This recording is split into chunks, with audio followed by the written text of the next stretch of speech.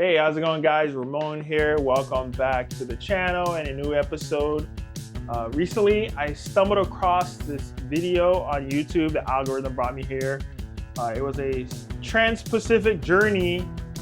There were 3 people on board, and they were traveling from California all the way back home to Hawaii. And just watching the video, I'm like looking, and I'm like, wait a minute.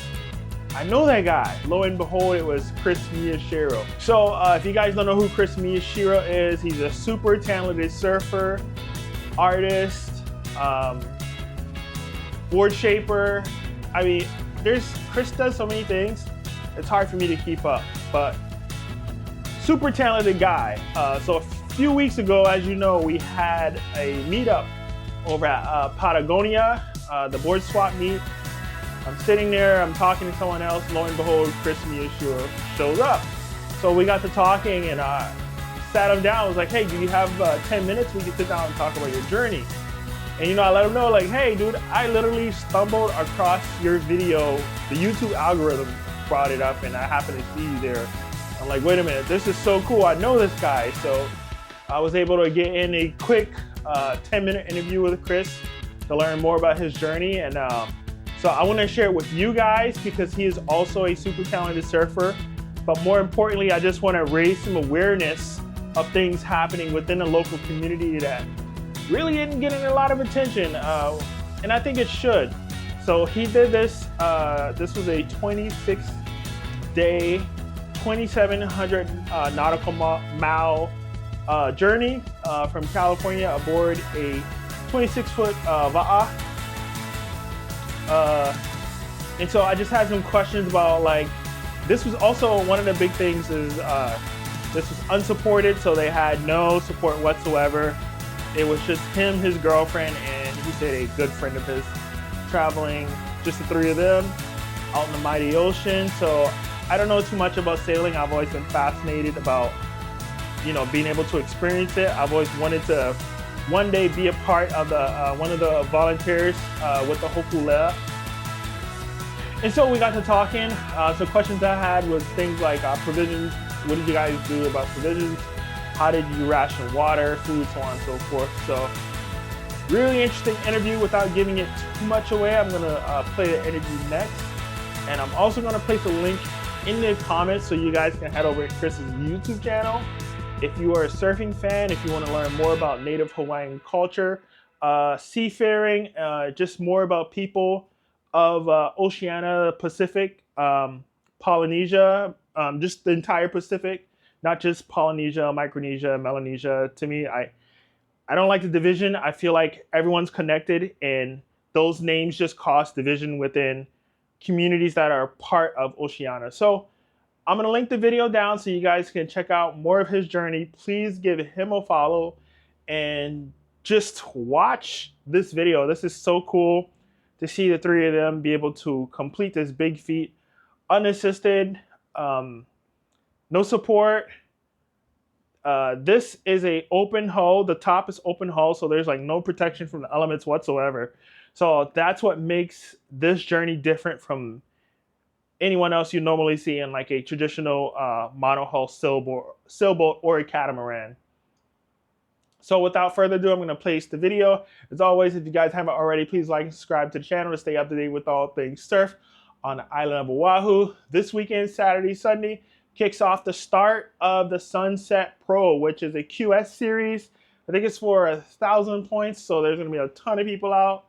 Super excited for that. We got some major surf on the way. Could be close to or near high surf advisory.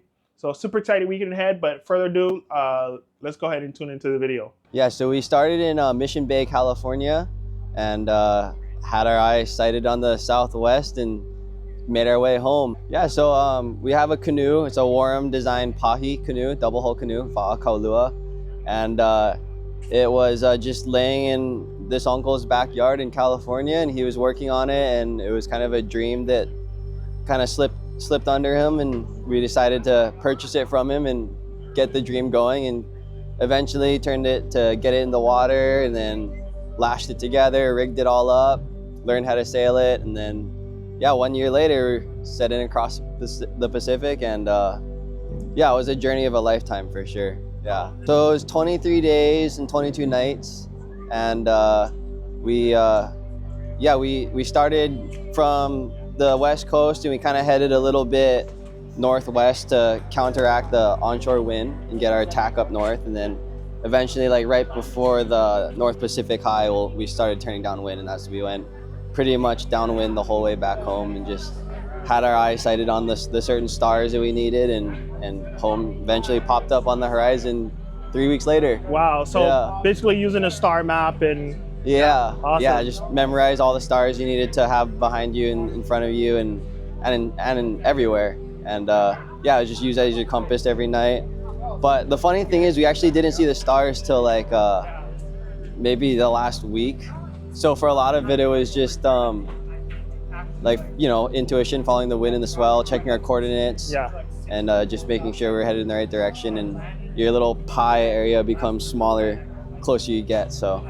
And then, so this was a 23-foot ʻAʻā, right? 26 foot, 26 footer. So were there, like, how did you guys prepare with like provisions and water and all other stuff? Yeah, so just counting the days that we estimated it would take for our water, and adding plus for emergency. And food was mostly like kind of camping dry goods food. We carried as much fresh food as we could, but that only lasted the first week. And yeah, water was obviously the most important. So we had, I think it was like a gallon a day each, which is like, I don't even really drink a gallon a day. I probably should, but yeah, it gave us a lot of extra water at the end, which was nice. So we didn't run into that problem. I had like a sail rain catchment theory that I was gonna try to deploy if we got into a situation, and also like a backup like water desalinizer. Fortunately, didn't have to use it. And then yeah, food was just kind of rationing it out. And then we did catch some fish. That was good. Awesome. And so at any point, did you guys run into the doldrums?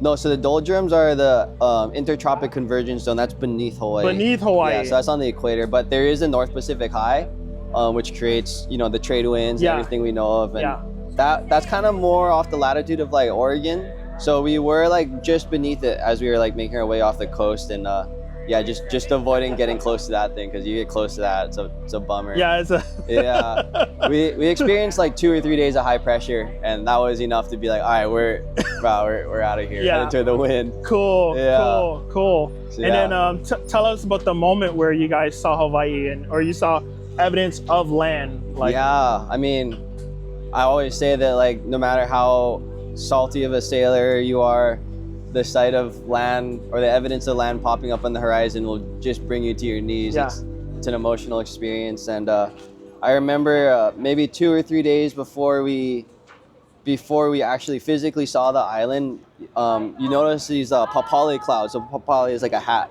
So there's just like these immovable clouds like kind of sitting on the horizon that had this like kind of like a Chinaman hat kind of a feeling to it, where the top was poking out and the bottom was moving around. And I was like, oh my God, like that has to be Mauna Kea.